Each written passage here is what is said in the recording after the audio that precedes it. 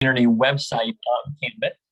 You can see that. You just probably got the "it's recorded" the message on your end. The courtesy to the speaker means that we are going to be muting, but you will always have the availability of your chat, and we will be taking questions later. So get ready to chat in your ideas. And finally, since this is a lecture format, we encourage you to use the speaker view so that you can see everything that you need to on your screen, which in a moment will be Kendall. And that's me. So I'm grateful to welcome you.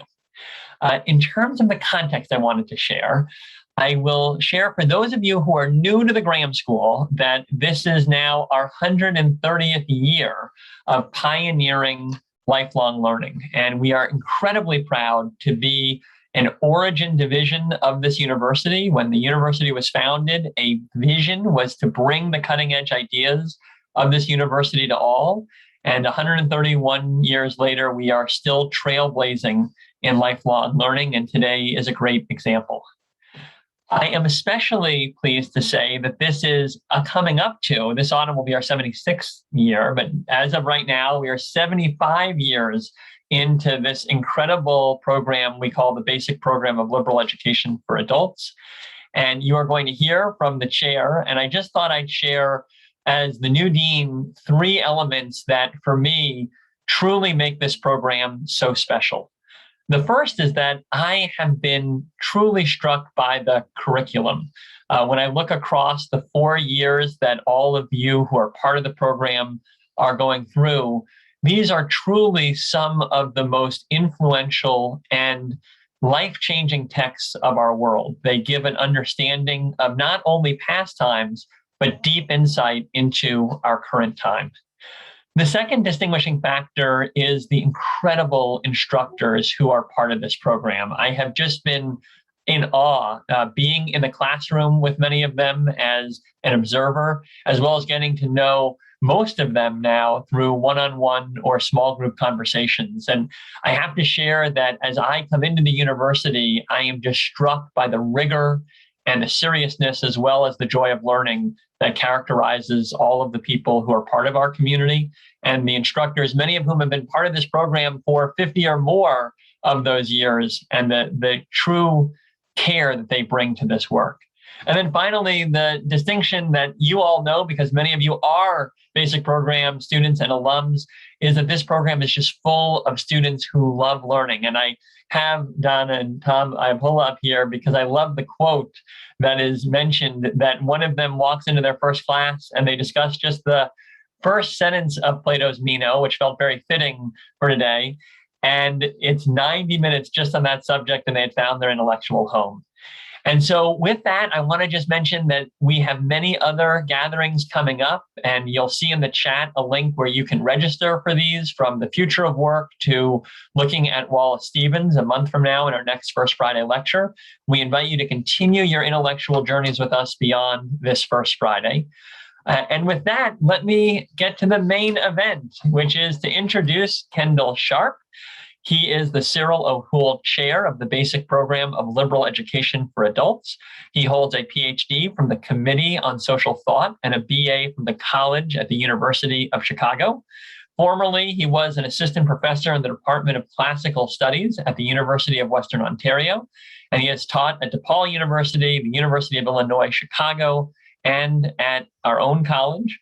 He is rejoining us because he was a part of our team 20 years ago, having last served before coming back on our team in the late 90s. His research and publishing focuses on Plato's dialogues. So today will be a particularly insightful example of his work on the philosophical life.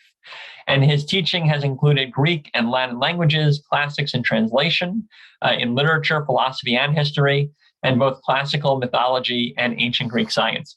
Most of all, though, I will share that Kendall is an incredible colleague and a joy to be around. And so combining a deep love of the classics with a deep love of learning is just a perfect example of what makes the Graham School so special. And so with that, I will stop sharing my screen and I will turn it over to Dr. Sharp. Thank you, Seth. And everybody bear with me while I share my screen. There we are. There's the first text that we will eventually get to in my talk.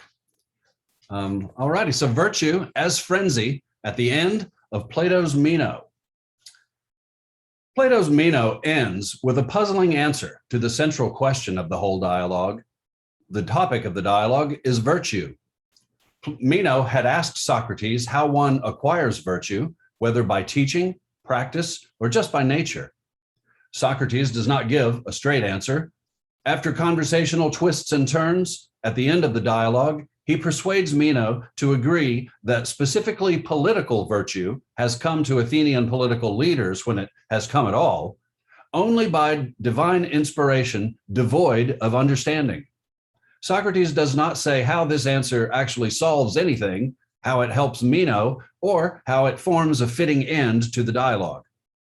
I suggest that the ending of the Meno is supposed to be recognized as a puzzle. Further, its solution is to be recognized by combining it with an earlier passage. In the earlier passage, Socrates argues that what we call learning is actually recollection of material already known from a previous life. Of course, this is only to replace one puzzle with another. But in this earlier puzzle, the recollection one, Socrates is a little more forthcoming. By seeing how learning is, or at least is like recollection, I'll argue today, we can also see how virtue is acquired by divine inspiration.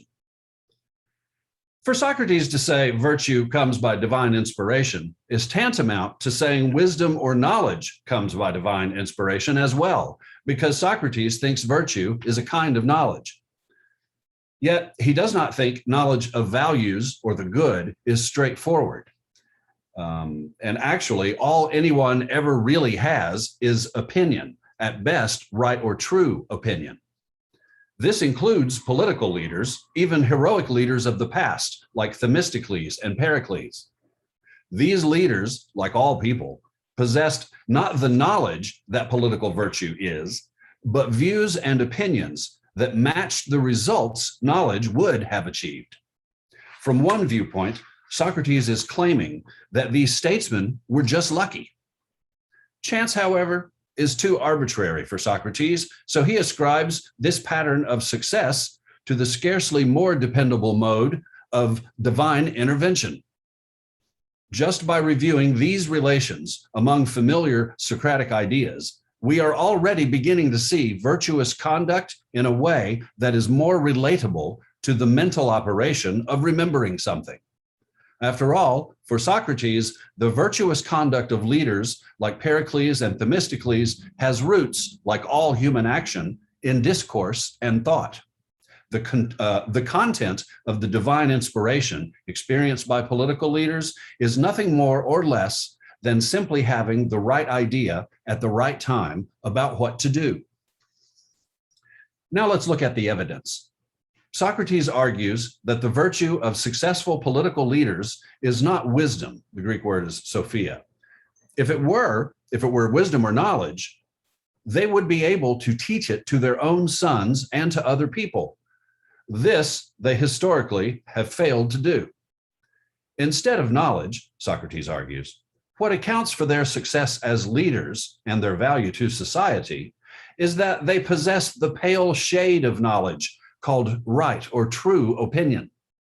The word for opinion, doxa, refers to a person's views broadly, how things in general seem to them, and could be translated as judgment, especially in the spirit of the phrase judgment call. True opinion or judgment calls, which prove correct, are functionally equivalent to knowledge, at least in terms of benefiting the city and getting the job done. However, Socrates makes an assumption about true opinion that bears noticing, and this is the first text that's on the slide. So if not by knowledge, he says, then the remaining alternative is right opinion. When statesmen guide their cities straight using this, they are different not at all, vis-a-vis being intelligent, from the soothsayers and diviners. For indeed, these latter utter many truths in a state of divine inspiration, literally in a state of enthusiasm, but they don't know what they're talking about. The jump here that Socrates makes is surely worth scrutiny. But for today, let's just understand this jump. And you folks who are about to begin year one can critique his reasoning in class this fall. Socrates simply assumes that having good judgment is actually not connected to using your intelligence or being wise. The word for being intelligent here is phronein, which can mean being of sound mind as opposed to being insane. The word political leaders, like prophets and poets, rely on a kind of divine inspiration, and hence they benefit their cities also, quote, trying to advance my slide, there we go, quote, without knowing what they are saying because they are not in their right minds. He concludes that if this is so, and then here's the text on the screen, if this is so, then the statesman, quote, would have virtue neither by nature nor by teaching, but without understanding, getting it. Whoever does get it by divine fate, unless some one of the statesmen should be able to make another person a statesman too. And then he goes on. So we would be, or actually he doesn't go on. This is the text right before the one we just did. So we would be correct, says Socrates, in calling godly both those we just mentioned, the soothsayers and prophets, and all the poets as a group. And the statesmen we might claim to be both godly, and to be in ecstasy, being inspired and possessed by the God when they govern by saying many important things, yet know nothing of what they say. Notice in this last text how Socrates groups political leaders together with inspired poets, and also how he goes out of his way to call the statesmen godly, theoi, which, as we shall see in just a little bit, connects this passage to the Recollection passage. Now let's press pause on the Meno for a second in order to see it in the broader context of where it sits as a literary work among Plato's other works. It shares themes with a variety of other dialogues, but in particular on the question of the teachability of virtue, there are two other dialogues that can help us see what is going on here in the Meno. The closing lines of both the Protagoras and the Symposium treat the same question as the closing lines of the Meno. Both of these dialogues should lead readers to expect that Socrates does believe that virtue is knowledge, but it is a special kind of knowledge which cannot be taught by conventional direct instruction. The big problem thus becomes, by what unconventional indirect way is it possible for a person to gain this knowledge? In the Symposium, the job of answering this question is dealt with by Socrates in the section of his speech called the Ladder of Love. There is a culminating vision in the Ladder of Love speech, a vision of the beautiful itself, as a result of which the student, quote, gives birth to virtue, close quote. Notice that virtuous conduct comes as a byproduct or an accompaniment of a series of intellectual practices. He ascribes this information to a certain Diotima, a priestess from Mantinea, a point which will become important in a moment. In the Protagoras, Socrates closes the dialogue on the theme that virtue, although knowledge, cannot be taught by direct instruction like techne or technical knowledge. He says that throughout this dialogue, the dialogue Protagoras, he has been contradicting himself, unless virtue is knowledge obtained by means other than teaching. He has argued both, quote, that virtue is not teachable, and that all aspects of virtue are knowledge, both justice and sophrosune, that's moderation, as well as courage, close quote. If virtue is not teachable,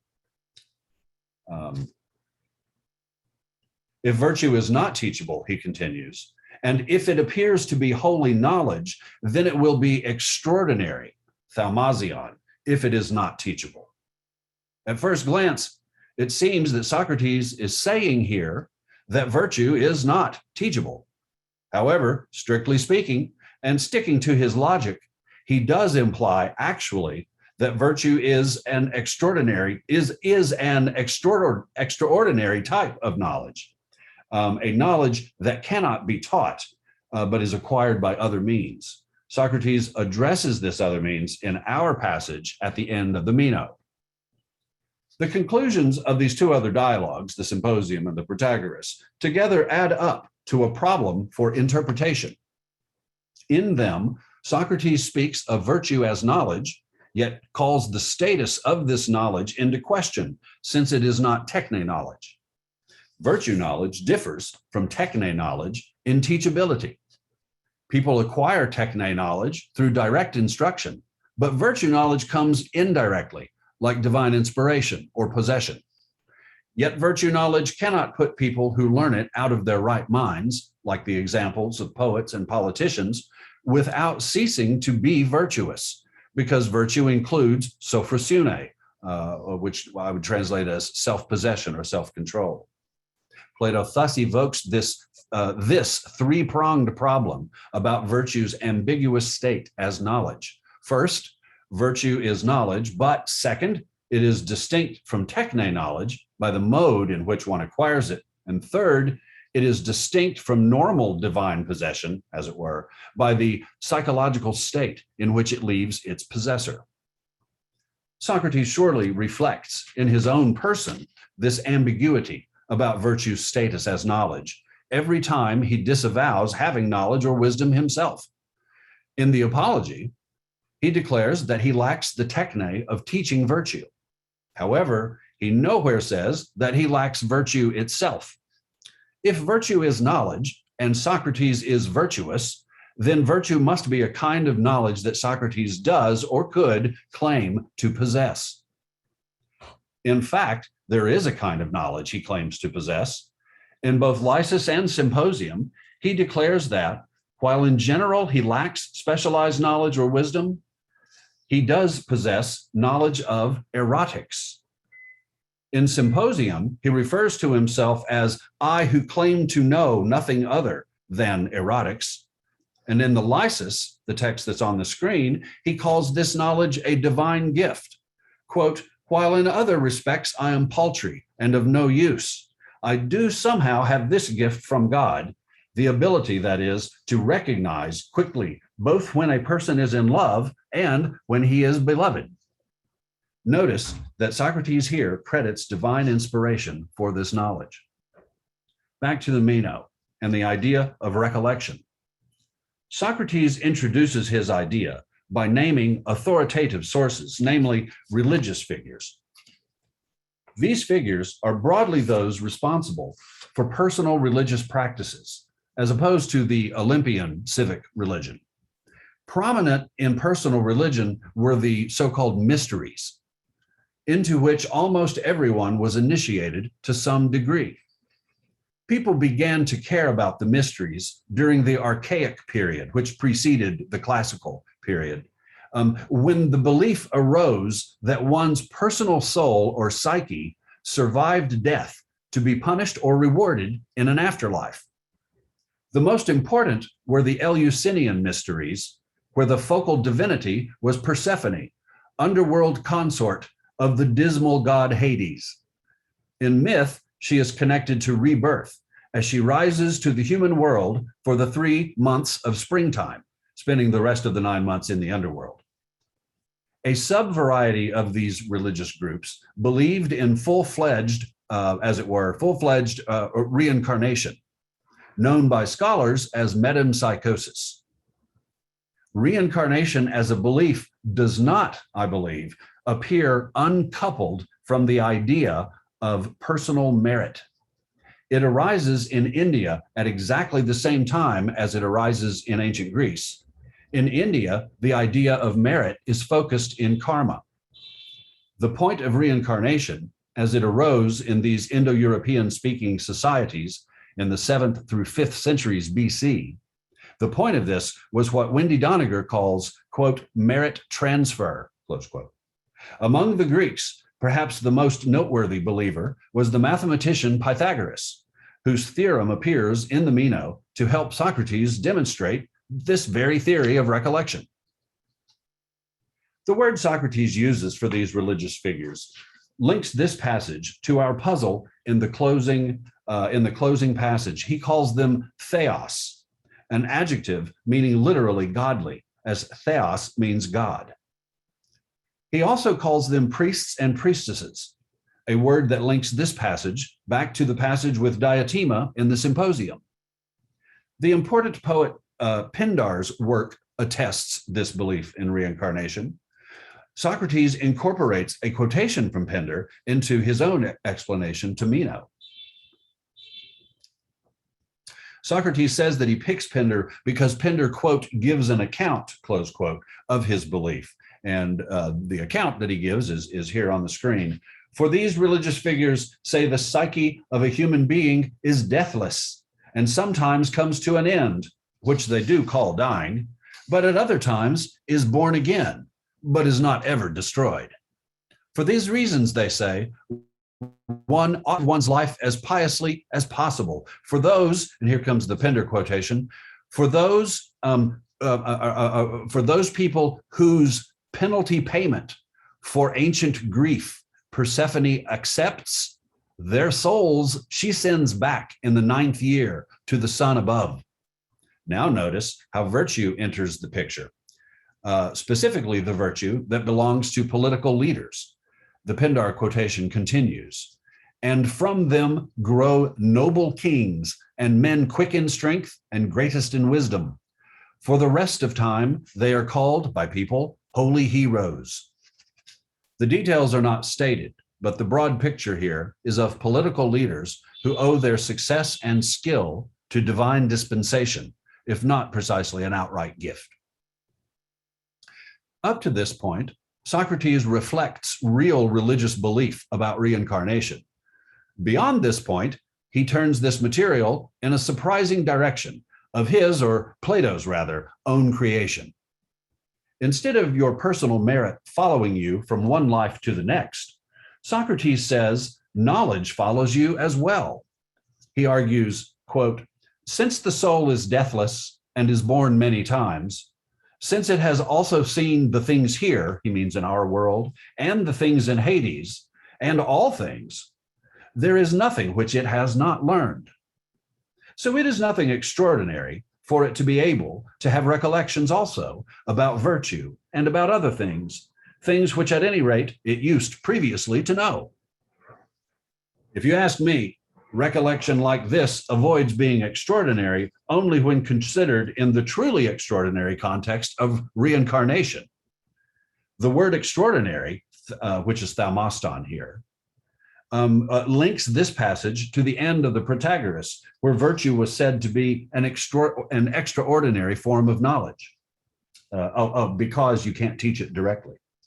Back in the Meno, Socrates proceeds to his key conclusion from our quotation on the screen, that inquiry and learning are wholly recollection. I think I didn't put that on the screen, but I do have on the screen the word for recollection, which is anamnesis or anamnesis. You will recognize in the middle of this word the MNE element, for this appears in the English word mnemonic. This is a very interesting word that we will come back to shortly.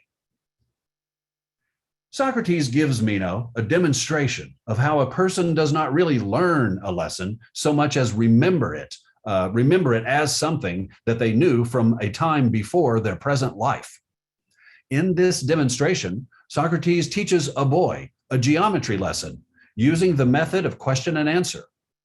That is, as he leads the boy through a geometric proof, Socrates only asks the boy questions and the boy answers them. I say Socrates teaches the boy, but Socrates insists that this is not teaching. Here we are surely right to see a distinction between direct and indirect instruction. Socrates clearly means to reserve the term teaching for direct instruction alone. Surely readers might dispute this point with Socrates, but the fact is that Meno does not. Meno agrees that the boy already contained within himself opinions or views about the questions Socrates asks. That is, he already, as it were, possessed the truth, but he doesn't know that he possesses the truth. Socrates' questions have only, quote, awakened these true opinions that were already inside the boy's psyche. He says of the boy that he has inside of him true opinions, which turn into knowledge pieces when they are awakened. Socrates shows that what it feels like when you recollect something is like mastering something you've been trying to learn. He gets Meno to agree to the words on the screen. He gets Meno to agree to the non-controversial idea that repetition is the mother of memory. Quote, "And now these opinions of the boys have just now gotten stirred up like something seen in a dream. If someone asks him the same questions many times and in many ways, know that he will ultimately be outdone by nobody in having detailed knowledge about this subject matter." And Meno says it's likely. "Then without anyone teaching him, but only asking questions, will he know by recovering the knowledge on his own out of himself?" Meno agrees, yes, he will know. "And isn't it recollecting for him to recover knowledge in himself?" Meno agrees, it certainly is. By practicing with I'd like to say with a teacher over and over and in different ways, the boy will come at some point to control a detailed knowledge of the lesson. That is really the finishing touch to Socrates' recollection non-teaching method. Repetition is the mother of memory. Let's make sure to remember this point about study and work. Let's also notice that Socrates does not comment on the crossover moment when the boy moves from right opinion into the state of knowing. Now, if you will permit me, I would like to efface the difference not just between remembering and learning, but also between all other ways one does what we would call having an idea occur to one. What is the difference between remembering and learning in terms of personal experience? Are divine inspiration, demonic possession, speaking in tongues, prophesying, and poetic inspiration really all that different from learning math in grade school? All of these require mental effort and always pay off in epiphany. They all pay off, I say, in sudden emergent ability, in a certain independence of mind. The experience of learning this way is like recollection, or inspiration for that matter, in being ultimately quite discontinuous with the rest of our lives. I suggest this goes for quite ordinary cases of learning, such as learning by rote or by conventional direct instruction. Why, in the final analysis, after sufficient repetition of a list or a text or a song, do I suddenly begin to remember it? In my experience, it just finally happens, and it happens more quickly or slowly for different people. When it does happen, when you cross the line separating not knowing from now I know it, it simply happens, and that is about all you can say about it. I think it is actually unnerving to stare at this fact, this basic unknown in human life. What prevents me from waking up tomorrow and not knowing ancient Greek anymore? Sure, I worked really hard as a student to memorize and remember a massive amount of material, but I never did catch myself red-handed, crossing the boundary of not remembering to remembering. It seemed to happen the same way a fish-like tadpole changes into a bug-eyed frog, namely when your back is turned. This problem remains a problem still in modern philosophy. Let me use words from Ludwig Wittgenstein, who articulates this problem at great length and in persistent detail in his philosophical investigations. He almost seems to have our indirectly instructed Greek boy in mind in the following passages, which all add up to Wittgenstein's contention that we don't really understand what it means when we use words like learning, understanding, or being able. We use these words correctly, Wittgenstein says, but we cannot say adequately what any of them really mean. And here's the first quotation. But there is also this use of the word to know. We say, now I know, and similarly, now I can do it, and now I understand. Let us imagine the following example, says Wittgenstein. A writes series of numbers down. B watches him and tries to find a law for the sequence of numbers. If he succeeds, he exclaims, now I can go on. So this capacity, this understanding, is something that makes its appearance in a moment. So let us try and see what it is that makes its appearance here. And then carrying on. When he suddenly, and the underlined suddenly is mine. Oh, it's not underlined. Okay, it should be underlined. Suddenly and in a moment. When he suddenly knew how to go on, when he understood the principle, then possibly he had a special experience. And if he is asked, what was it? What took place when you suddenly grasped the principle? Perhaps he will describe it much as we described it above.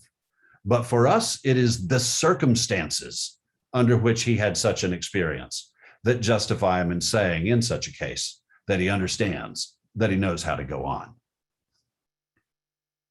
My last Wittgenstein quotation is the criteria which we accept for fitting, being able to, or understanding. The criteria for these words are much more complicated than might appear at first sight. That is, their employment in the linguistic intercourse that is carried on by their means is more involved. The role of these words in our language other than we are tempted to think. I think it is right to connect what Wittgenstein is talking about here to what Socrates means when he describes how the boy will suddenly achieve independence from teacher and produce the geometric proof himself. In short, how does anyone achieve independence when trying to learn or remember something? This problem probably belongs on the list of unresolvable philosophical problems, such as the problem of free will, or what existed first, or what lies beyond the limits of the expanding universe. In the Meno, Plato proposes a solution to this problem. Plato solves this philosophical problem of what exactly happens when we learn or know something by resorting to what is probably his favorite archaic concept. The concept appears in archaic poetry like Homer and Hesiod as examples. In archaic poetry like Homer and Hesiod as examples, who reflect the pre-literate days when Greek culture depended for survival on oral tradition. Before the Greeks learned to write in the 700s BC, literally the entire culture was transmitted to successive generations by word of mouth. There were specialists in memory who were custodians and transmitters of the culture. These were the bards. Homer is such a bard, but he is limited to the epic tradition. Hesiod is also such a bard, and he extends himself beyond myth to transmit also certain best practices for home and garden. Anyway, the oral bards were masters of memory and all known lore. Indeed, what it meant to be known was to be remembered, not forgot. In any oral culture, oblivion is forever. There can be no renaissance of forgotten lore, as there can be of old books. These bards were distributed throughout not just the Greeks, but also in other Indo-European speaking societies, such as the Celts, the Italians, and the Indians. The connection between the oral bards and Socrates in the Meno is the word for recollection, anamnesis, and also the mechanism of divine inspiration, especially via the muses. I'll explain. Both anamnesis and musa, the word for muse, and for that matter, mnemosune, which means memory, are all formed on the Proto-Indo-European root men. This root, quote, expresses mental force, close quote, or simply, quote, think. And I'm quoting Calvert Watkins there, a scholar we'll discuss in a moment. It is reflected in a whole host of words across the Indo-European languages relating to the work of the mind. Indeed, this root gives several languages words for mind itself, such as the English word mind, Latin mens, mentis, and Sanskrit manias. It is probably reflected in the personal name Meno. It has an extended suffix form, mana. This contracted to mna, which gives Greek our words, anamnesis, musa, and mnemosune. Related Greek words include memnemai and naomai, which mean be mindful of or remember, which I'll mention in a moment. This root especially in its suffixed form mana, is described as, quote, the lexical expression of the function of custodianship and transmittal in the Proto-Indo-European language. These custodians, as I say, were the bards, and it is important to remember and to emphasize that they were not primarily focused on entertainment. They used poetry, which is to say metered speech, in order to render specific discourses durable. They did not have paper, so they used poetic meter and also formulaic language to make discourse durable. They held within their heads the entire library and database of all knowledge of their social group. Their successors in the very much later literate world of Archaic and classical Greece were the poets and philosophers, but also the doctors, genealogists, the historians, and the political and legal orators as well. Oral traditional storytelling continued in classical Greece, but surviving evidence provides barely a glimpse of it, besides Aesop's fables. This linguistic analysis helps us understand how all these apparently disparate experiences and practices have cultural connections that are non-obvious. By understanding the social role of the bard 2,000 years before Plato's day, we can perceive order behind Plato's choice to ascribe so much philosophical work to concepts like recollection and divine inspiration. Like Wittgenstein says, we hardly know how to describe what we mean when we say a person knows something. We know a bit about how oral bards were educated. We have evidence from ancient India, early medieval Ireland, and 20th century Serbo-Croatian singers. Despite the official explanation of divine inspiration, the bard's training was arduous. It was an elaborately trained mind that generated traditional tales and lore. The scholar, who is my source for all of this, is Calvert Watkins. He writes, quote, note that the words for the Sanskrit poet's understanding, manisha, and wisdom, manma, which is equal to Old Irish min mai for mind, and remembering, manvata, and all derivatives of the root men expressing active mental force, thinking, perceiving, remembering, so too is Greek musa, muse, daughter of Zeus and Mnemosyne, memory. Proto-Greek mantva from mantu, cross-reference Vedic mantu, amantu, which mean uncaring and unmindful. The inspiration of the divine muse is thus only a personification of the trained mind of the poet. The traditional information is encoded in the bard's ability to produce or reproduce the traditional discourse. Wittgenstein's problem is solved by hypothesizing the muses as an otherworldly database where our memories and ideas live when not being actively remembered or mentioned by us. Socrates democratizes this old archaic idea of divine inspiration and recollection. On the old idea, the bard does not, quote, learn a traditional tale, but, quote, remembers or recalls it. In the same way, Socrates' student, the boy in the Meno, does not learn geometric truth, but is reminded of it. We need to note that the meaning is not identical to our own concept of remembering. The Greek word for recollection, anamnesis, seems to mean recall or remind more broadly, not only in the sense of recovering something forgotten or preserving a memory, but also of mentioning something not forgotten, but not yet mentioned in context. In fact, look at that word mention, where we see our root in the first syllable. Calling to mind is another way of putting the broader idea.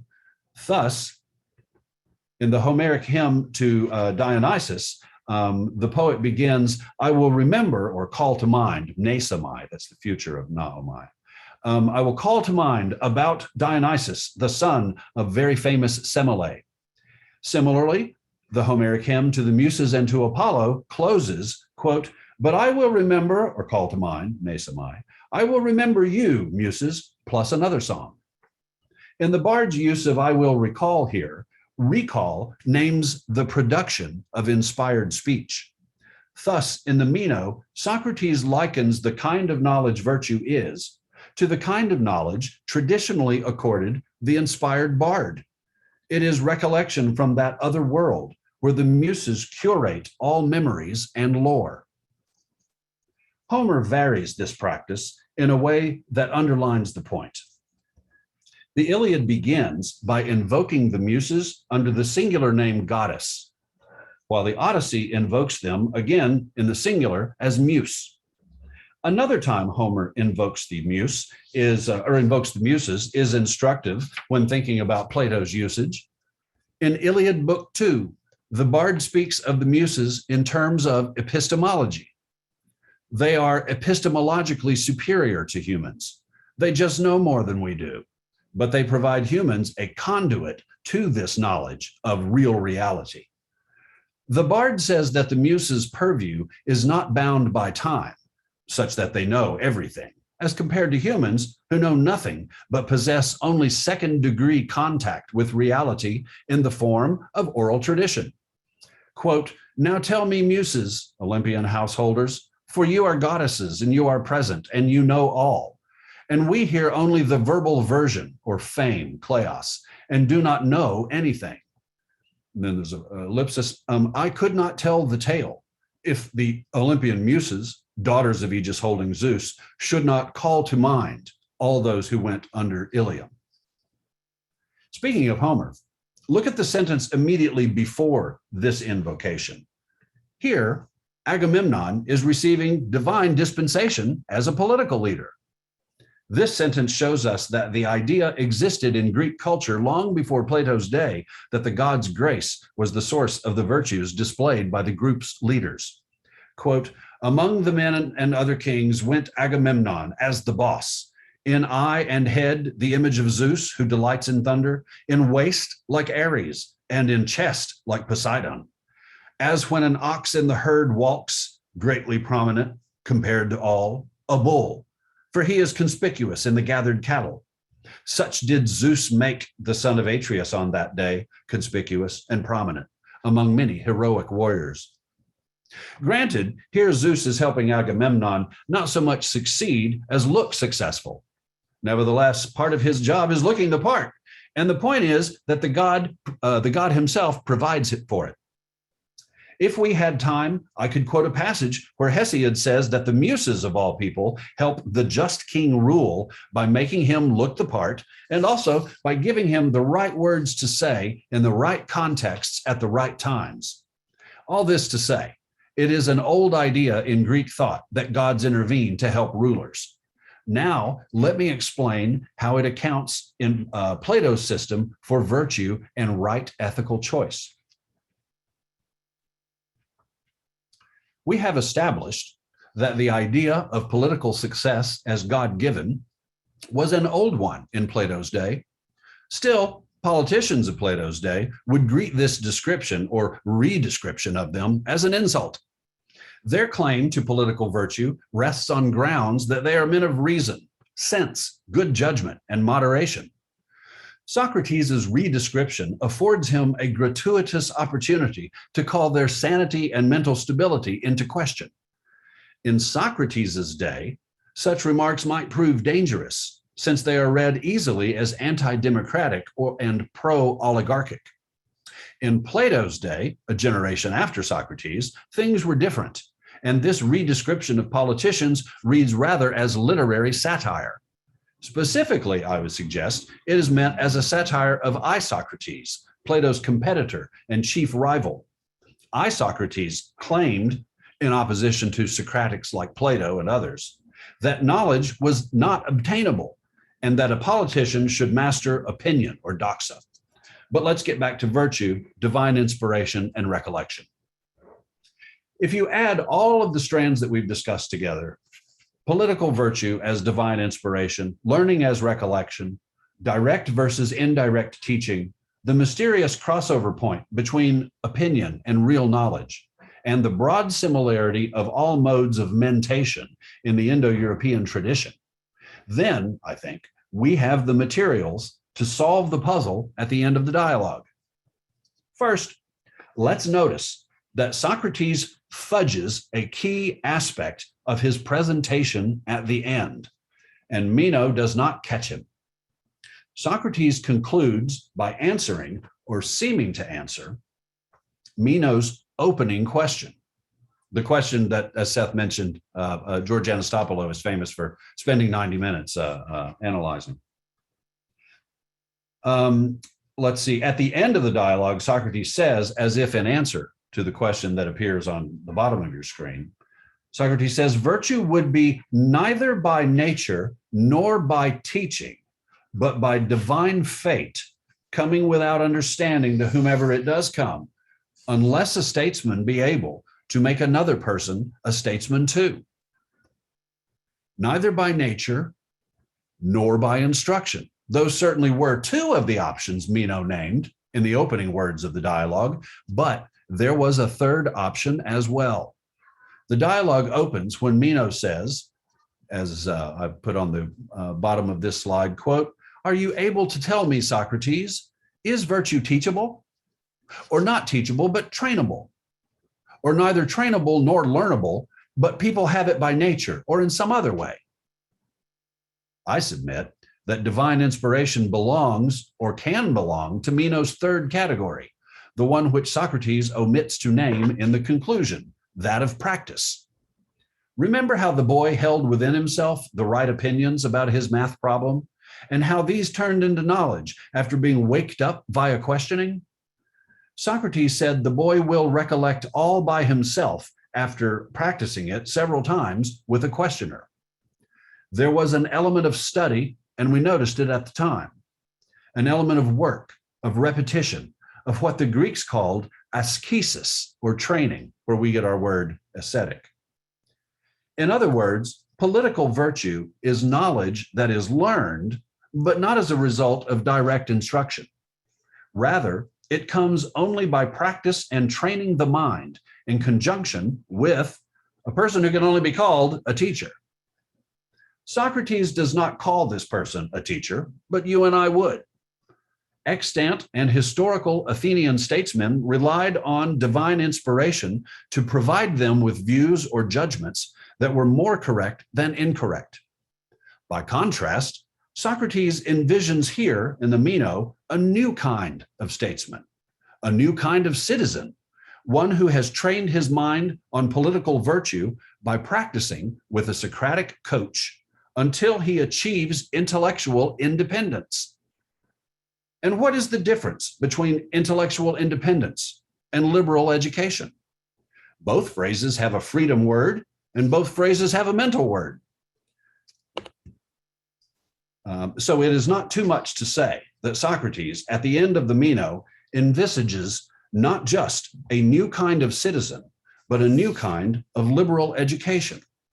A kind of liberal education, indeed, literally liberating education, that Socrates demonstrates on a boy who was, Meno says, born into slavery. Thank you very much. I look forward to your questions. Oh, and so I think I will be curating my own questions. I'm going to scroll up to the top here. So it looks like at 12:06, a few of you are waiting. I'm scrolling along looking for the first question. Now notice Jan Watson, the Associate Director of the Basic Program, has put many helpful links to help you find our events and to enroll in classes. Oh, let's see here. Maybe there are no questions. Jim Rice, thank you, Jim. Jim asked, oh, I think I see what's happened. If you would like to ask questions for the Q&A, for which I left ample time, type them into the chat. If you don't, by the time I finish answering Jim Rice's question, type into the chat if you're busy typing a question so that I will wait on you.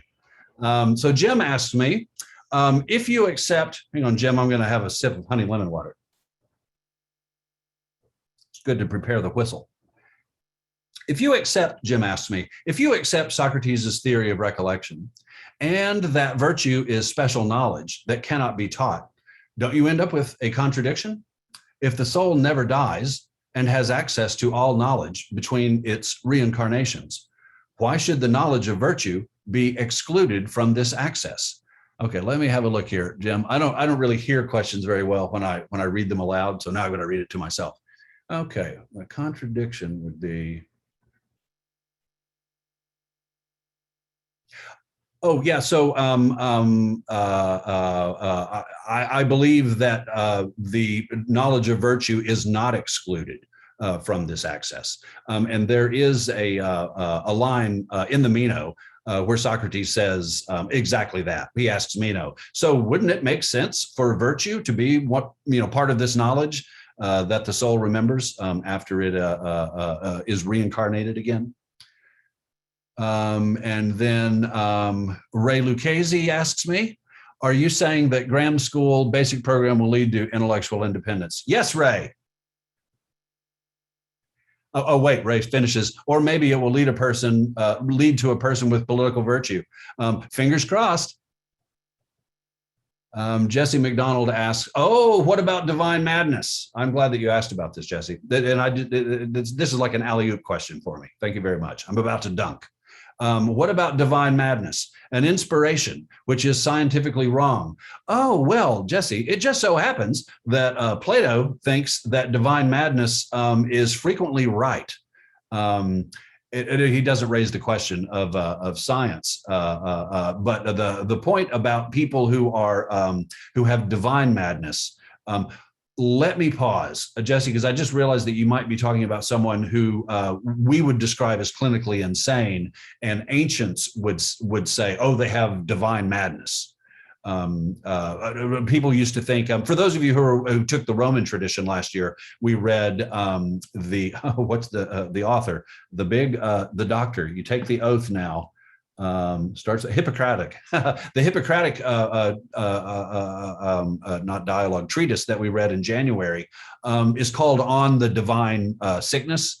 And that was the nickname for epilepsy, because ancient Greeks, when someone would have an epileptic seizure, it was so discontinuous that the folk explanation was, oh, the person's possessed. The folk explanation was not, hey, they're having a health problem, get a doctor. And so part of what early scientific physicians argued was that epilepsy is a natural disease.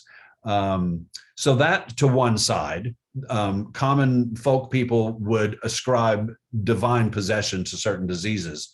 But Plato says that mania, and that's spelled M-A-N-I-A. I mean, you know the word from English, but notice that M-A-N element that's linked to the same Indo-European root that I was making such a big deal out of. So that also mentation that happens in contexts that we would call insane are in the ancient Greek system, and more specifically in Plato's Phaedrus, a dialogue where he's very concerned with madness. It is just another form of this mental activity. So let's see here. Oh, the questions are coming now. Let me go back up to Jesse's question. What about divine madness? Okay, so Jesse, I hope that you feel answered. Let's see. Ellen Risk asks, doesn't Buddha say suddenly, and then an exclamation mark? Thank you, Ellen. It's a very important word. Doesn't Buddha say suddenly this enlightenment cannot be taught? How does this fit with this discussion of what can or cannot be taught, aka repetition with a teacher? That's a really good question, because I do assimilate what's going on with Socrates with what's going on with the historical Buddha and other seers. I think it's just that what the student repeats is the method of what I'm calling instruction. Socrates says it's not teaching, but I'm calling it instruction. It's the indirect method. So you just go over and over and over, but still always indirectly with the student, such that the student then achieves momentum, self momentum, and where I guess, just thinking of the Meno and the geometry proof, success would be when the boy could take over the question part as well as the answer part. So I hope that answers your question. Ray Lucchese again. So what is the training of the mind that Plato, Socrates appear to be saying is needed in order to receive or recollect virtue? Is this the use of the Socratic method to revealing knowledge, or is this one method of many which leads to precise thinking or the recollection of political excellence? So that's a very well-hedged question, Ray. I think just a short answer is yes. It is the method of Socratic questioning.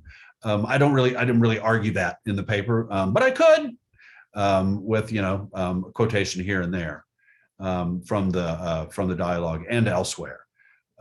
Socrates in several places. One that people might remember is from the Apology, which is read in the fall quarter of year one of the basic program. In the Apology, he says that he could persuade the jury that he's innocent of the crimes he's accused of. He could persuade them, everyone, that he's innocent if he had, if time was not a factor. He says, if I can work on somebody, and I think the implication is repetition, of course, then he can change their minds. So I hope that answers your question, right? And now our own Noah Shafitz asks, thanks for the lecture, Kendall. You're welcome, Noah.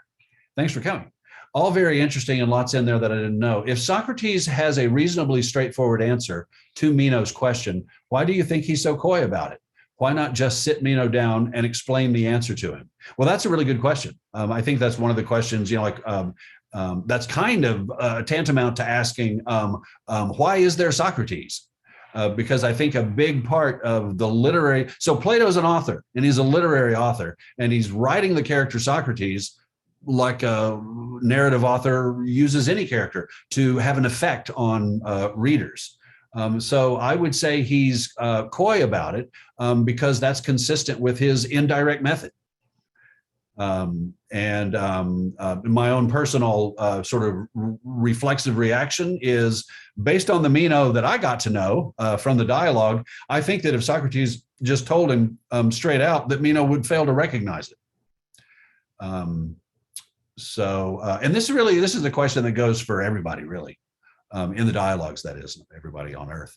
Everybody that Socrates talks about is Socrates, and Plato does this by design. Socrates leaves out the signposting.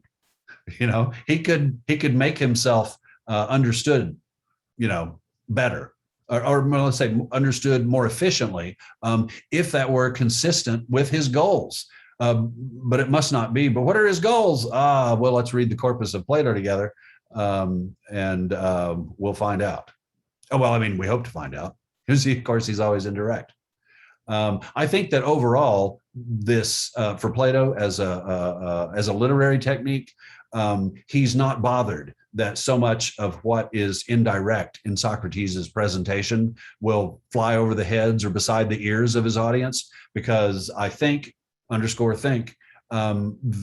the ultimate goal for Plato that he wants to have on readers, the impact he wants to have on readers, is to change our way of looking at things, as opposed to persuading us of a particular, to vote yes to a particular proposition. Thank you, Noah. Patricia asks another contradiction. In the Phaedo, Socrates says he has no idea what happens after death. Does this not conflict with his assumption that we remember things even after death? Okay, now let me read it to myself.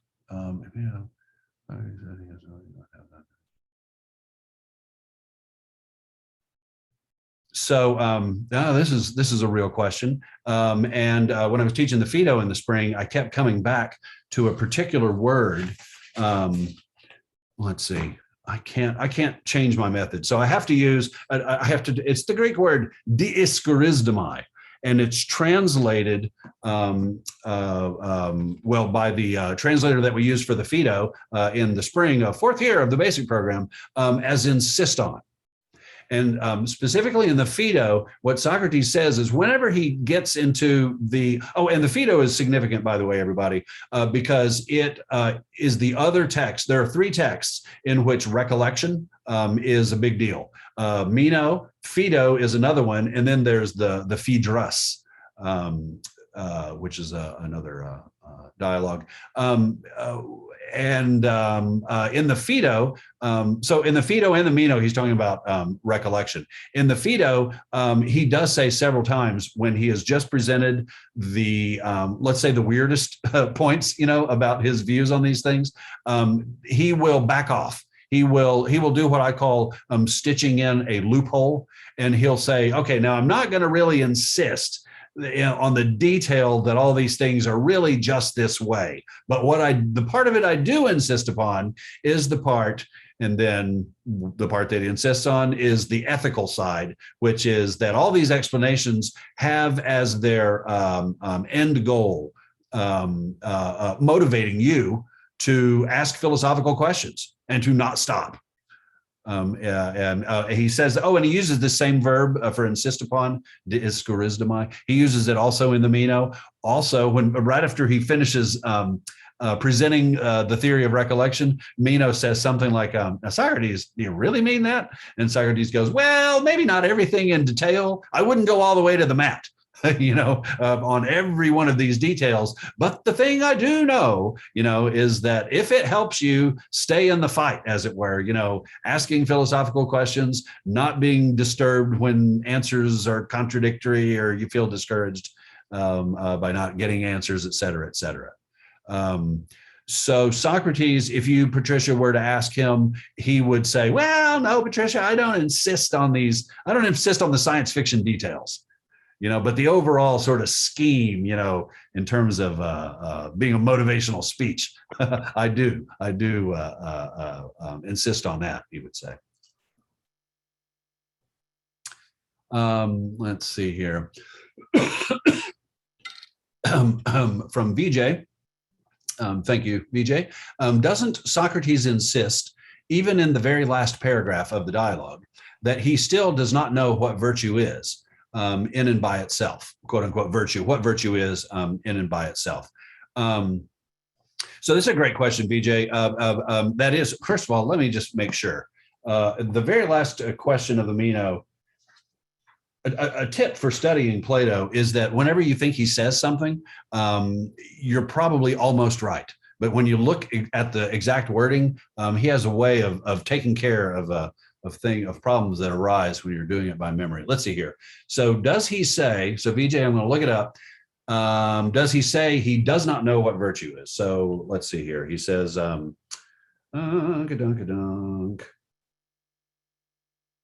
he says, the clear point about virtue we will know at that time when we attempt to inquire what virtue is, or actually what on earth virtue is on its own by itself, before we look at how it comes to people. So VJ, there I would say the thing to notice is that Socrates does not actually say, I don't know what virtue is here. He says, we have not said it yet, which is true. He has not gotten Meno to produce a definition of virtue that can survive scrutiny. And VJ, if you want to ask a follow-up about that, I'll keep an eye out here, because maybe that's not a fully satisfactory answer.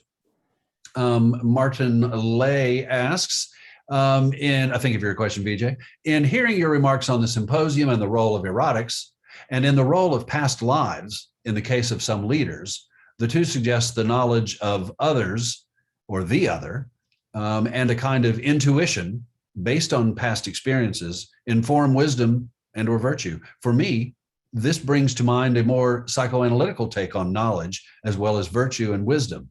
I like the Wittgensteinian perspective, although it seems that would apply to both techne and virtue.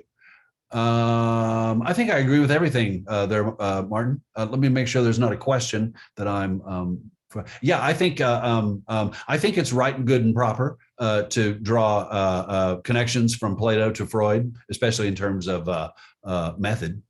And yeah, you're right. I think that these points about what it means to learn something, that it goes for even for not, for indirect teaching. Well, actually, so the Meno and the theory of recollection has made me think deep thoughts before. And one of them was when I realized, wait a minute, isn't all instruction indirect? Can you actually tell somebody something? And it just like, when I say it to a student, it just goes, whoop, straight into their mind. Because I really don't think that's the case. I mean, like when you're actively, like speaking, like teaching kids, teaching the young, when you make them do things, it's not like the basic program where everybody's self-motivated. When you're teaching the young, you have to make them do things and incentivize them, and stuff, and assess them with examination. And one of the best there's really no better examination than just saying, put it in your own words, explain to me the XYZ, whatever it is. Whether it's a math class, a history, or humanities or social science classes, just the idea of putting something in one's own words, I wonder if that's not already indirect. Because a teacher, like if you're a student and I'm a teacher and I say, here's the lesson, yada yada yada, period, full stop, that's the lesson. Now what I want you to do is paraphrase it in your own words. Then they're not your own words if I then give you a paraphrase of what I just said. So there's an aspect in which I think that all learning is like it's described in the Meno, and that it's all ultimately indirect. So thank you very much for your question, Martin. Oh yeah, and the Wittgenstein piece I think shows that, that it's even just about, like teaching people, series of integers, write down, 1, 2, 3, 5, 8. What's the principle? So thank you for your question, Martin. Greg Gosick says, would Socrates say virtue is unchanging across all times and places, equally accessible to all through divine inspiration? And must that inspiration be sought, or is it available gratuitously? I'm going to take your question from back to front. So it's available gratuitously because it's always up to the gods to do whatever they want. It's a basic rule of Greek life. If you believe otherwise, don't say it out loud because you can get struck by lightning. It's the kind of thing that, if you read enough Greek tragedy, that you just always just say everything's up to the gods. They can do whatever they want because it's an honor system with the gods. So it is available gratuitously because the gods could just choose to grant it, and whoever they wanted to. But is it equally accessible to all through divine inspiration? So you can gratuitously get it. That's would be the way the people like Themistocles and Pericles, the historical statesmen that Socrates discusses in the dialogue. That's the way they got it, is they were just divinely inspired. And now the first part of your question, would Socrates say that virtue is unchanging across all times and places? I think he would say that. That it is unchanging across all times and places. The only thing is that virtue is extremely specific and context specific, so that you just define it to take context into account. Yeah, that's my answer to that, Greg. I hope that's answerative. Nitsana asks, thank you so much for opening this. Yes, Nitsana, happy to do so. Thank you for coming. Believe in soul reincarnation. Would like, if you're interested to hear, okay. And Nitsana actually left. Okay, very well. Robert Krasnow asks, can you comment on, this is a good one. Can you comment on the appearance of Anytus and the connection of the Meno to the charges against Socrates in the Apology? That's a live question there, Robert. I'm going to type a word into chat. Oh no, I don't have to. You know the word, amnesty. So Anytus in real life, his main political accomplishment, and it's a real accomplishment. Anytus is one of history's good guys. Just the bit about prosecuting Socrates is a blemish on his record. Anytus came up with the so-called amnesty, which means forgetting. And you'll recognize my favorite Proto-Indo-European roots presence in the middle of the word amnesty with the MNE. And so it means willful forgetting or willful not remembering. The A is privative, it means non. This was at the end of the Peloponnesian War. This is not in Thucydides because his account stops right before the end of the war. But the war ends with a spoiler alert: the Athenians being beaten by the Spartans. The Spartans were pro-oligarchy, and so they put down the democracy at Athens and installed a junta of 30 guys who were Athenians, and the Spartans thought they'd be sympathetic to them. They were not sympathetic to the Athenians, however. They were very sympathetic to the Spartans, and they ruled by as despots or whatever, with no laws, and they killed a bunch of people, stole a bunch of property, and it only lasted about 9 months. And then the Democrats, who had fled the city when the 30 were installed, they were led by Anytus and a couple of other guys who were worth knowing about. But Anytus was one of them, and they did what is called come back. Or the capital R, return. And it's called, and you could say this, if somebody called your character into question years later, you could say, yes, but I was with you in the return. And everybody would just say, oh, hey, no, he's cool. And it's when the Democrat, I would say faction, but it was really everybody, the fighting men came back to Athens I'm letting the story go too long. Anyway, they fought. They fought the 30. And Anytus was one of the guys who was leading this. They regained control of Athens, set up or restored the democracy, and then had a problem. There would be reprisals because the 30 were so bad and they got so many people implicated in their crimes that you would have a situation that's nauseatingly familiar whenever there have been turns over in government in towns and cities of reprisals and revenge. So Anytus came up with the idea, let's have an amnesty. An amnesty in Athens, what that means is no one can be prosecuted, no one can be accused of a crime that was committed before the amnesty.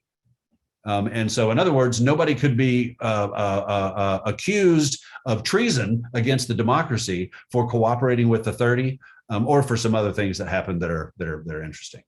So an amnesty, a forgetting, that was Anytus's big achievement. And then in this dialogue where Anytus appears, Socrates proposes the opposite of forgetting as actually the very definition of virtue. Now, there's another thing about Anytus, which is that he himself is a statesman. So he's like Themistocles and Pericles. Socrates is kind of trashing them a little bit, Anytus thinks. And Anytus is the latest generation of Athenian statesmen whose sons are going bad. And so this was just like a piece of conventional wisdom. Everybody knew it in Athens. It was like for 100 years, it was just like Themistocles, well, his kids went bad. Pericles, his kids went bad. There are other leaders that maybe you don't really know of until you get to fourth year of the program. But there was just this thing where they said, you know what? The guys who are the best political leaders, their sons grow up to be either nobodies or kind of villains. And so Anytus is a guy who another author named Xenophon, who wrote about Socrates, tells us that Anytus's son, that Anytus, I think he blamed Socrates for his son's alcohol problem, because Anytus forbade him from following Socrates. So the kid took to drink, and then Anytus blamed him. So there are a couple of different reasons that Anytus is interesting in the Meno. All righty, and that was Robert Krasnow. Thank you very much, Robert. Ilan Sandberg says, I feel like Plato's theory of knowledge as recollection answers how we humans in this life might come to know something, but he doesn't answer how knowledge originates in the first place. Oh, that's true. How is the knowledge recollected, originally ascertained? What am I missing? Well, what you're missing is a dialogue called the Phaedrus, or Phaedrus. It's Phaedrus. And in the Phaedrus, there is a giant myth that lasts several pages about what your soul is doing when it's not embodied in your body. It turns out it goes for quite a ride around the outside edge of the universe. So I highly recommend the dialogue Phaedrus to Ilan. And thank you for your question. Patricia, oh, this is a good one. why the word frenzy in the title of your presentation? So one, to catch your attention. Two, it was many months ago that I had to turn the title in. And three, frenzy is what all of these forms of divine possession imply to the ancient Greeks. Like we think of frenzy, maybe it's like maybe we need to be frothing at the mouth a little bit, or have wild eyes. Well, but the wild eyes actually that can be a thing. Like the inspired poets or the inspired prophets, or people who are possessed. All those categories that Socrates lists of divine intervention. These are all people who would be described by the ancient Greeks at the time as being in a state of mania or mania. And mania is sometimes just translated as frenzy into English. So that's why I put frenzy there. It's the craziest sounding word that I could come up with. And then Edward says, thank you, Edward. The importance of repetition supporting memory that you mention, I see what you did there, is manifest in the presentation of Homer by a rhapsode who can remember thousands of lines of epic poetry and presents them to an audience rhythmically, musically.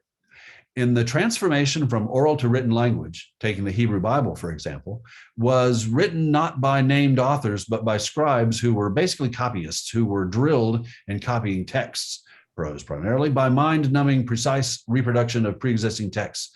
Not sure this might be worth observing in relation to the Meno. Well, here, let me think about it. Everything's always worth considering. So I really don't know about the conditions of the early manuscript tradition of the Hebrew Bible. The situation in ancient Athens was well, in classical Athens, by which I mean, like 479 BC through 323 BC, there was, authors were authors, so nobody was being anonymous. However, there in cultures where the oral element is not just predominating, but maybe it's a completely oral culture.